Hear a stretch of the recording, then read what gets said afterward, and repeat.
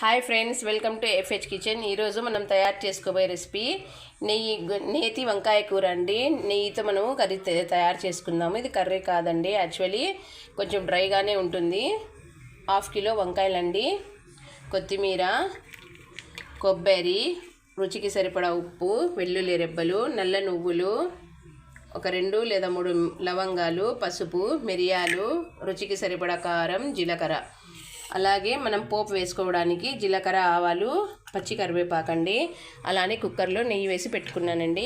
ముందు ఈ ప్లేట్లో ఉన్న వీటన్నింటిని అంటే కొబ్బరి, కొత్తిమీర, లవంగం, కారం, పసుపు, మిరియాలు, ఉప్పు, వెల్లుల్లి రెబ్బలు, నువ్వులు, జీలకర్ర వీటన్నింటిని మనము మిక్సీ జార్లోకి అయితే వేసేసుకొని కచ్చాపచ్చాగా మిక్స్ చేసేసుకుందాం. చూడండి, ఈ విధంగా అస్సలు వాటర్ వేయకోకుండా మనము మిక్సీని అయితే ఇలా పట్టేసుకున్నామండి పేస్ట్ని. ఇప్పుడు కుక్కర్ మీద స్టవ్ వెలిగించేసుకుందామండి. నెయ్యి బాగా వేడైందండి. ఇందులో మనము ముందుగా జీలకర్ర, ఆవాలను అయితే వేసేసుకుందాం. పచ్చి కరివేపాకు. స్టవ్ని లో ఫ్లేమ్లోనే పెట్టేసుకోవాలండి.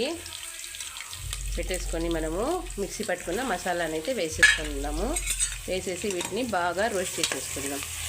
నెయ్యిలో మసాలా బాగా మగ్గాలండి, అప్పుడే మంచి టేస్ట్ అయితే వస్తుంది. అన్ని మసాలా కుక్ అయ్యేంత వరకు మనము చాలా ఫ్రై అవ్వాలండి. ఎందుకంటే మనకు స్టఫింగ్ కాబట్టి మసాలా బాగా కుక్ అవ్వాలండి, అప్పుడే మంచి ఫ్లేవర్ అయితే వస్తుంది కర్రీకి. అప్పటి వరకు మనము వంకాయల్ని కట్ చేసుకుందాం.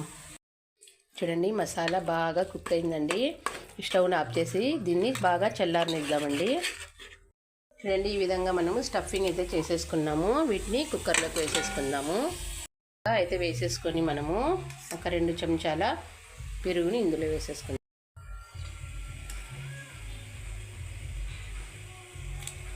వేసి దీన్ని కూడా బాగా కలిపేసుకుందాం. చూడండి, మనం అస్సలు వాటర్ యాడ్ చేయలేదు, పెరుగు మాత్రమే యాడ్ చేసాము. కుక్కర్కి మూత పెట్టేసుకొని మనము ఈ చెక్క స్టవ్ని లో ఫ్లేమ్లో పెట్టేసుకొని ఒక 1/2 అవర్ కుక్ చేసుకుందాం. చూడండి ఫ్రెండ్స్, ఎంతో టేస్ట్ అయినటువంటి నేతి వంకాయ కర్రీ అండి. లో ఫ్లేమ్లోనే పెట్టేసి కుక్కర్లో ఇలా కుక్ చేసుకుంటే పర్ఫెక్ట్గా కుక్ అవుతుంది. ఎక్కువ గ్రేవీ ఉండదు.